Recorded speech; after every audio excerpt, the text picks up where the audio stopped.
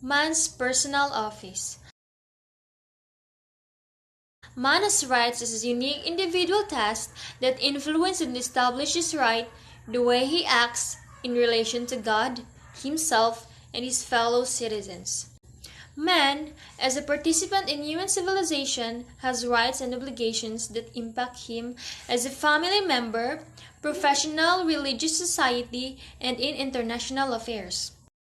And one of these is man's personal office that includes Article 1, Duties of man towards his soul, and Article 2, Duties of man towards his body.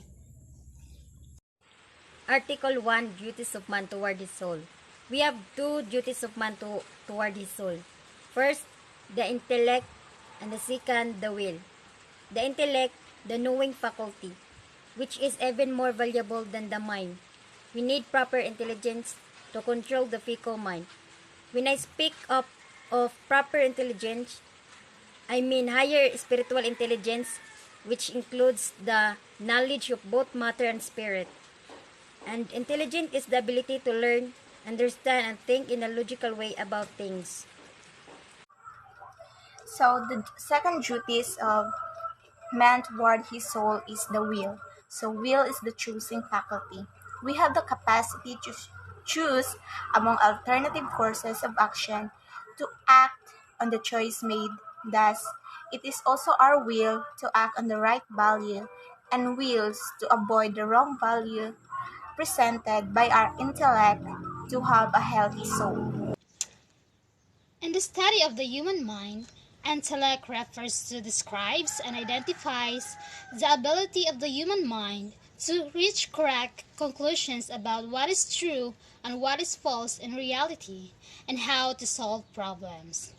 The work of the intellect is that the intellect plays a central role in our life, directing our actions, perceptions, and thoughts. A refined intellect is one that has been developed through reflection on one unity behind all creation.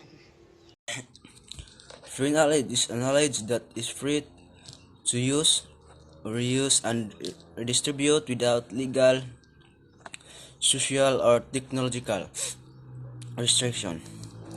Free knowledge organization and related to the production and distribution of knowledge in an open manner.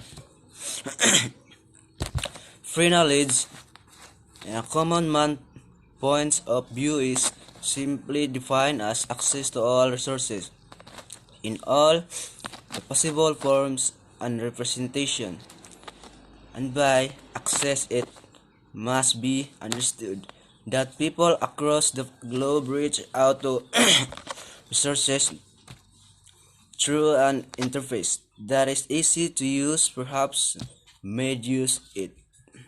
Article number 2. Duties of man towards his body. There are two duties of man towards his body. First is life. Life and health have been given to man as great blessing, as goods to be conserved and used. As we all know, life is God's precious gift to us, and unconditional. Duties of life, human beings are bound to discharge their natural duties like rearing families, helping others, and nurturing the flora and fauna in the surrounding nature. Life.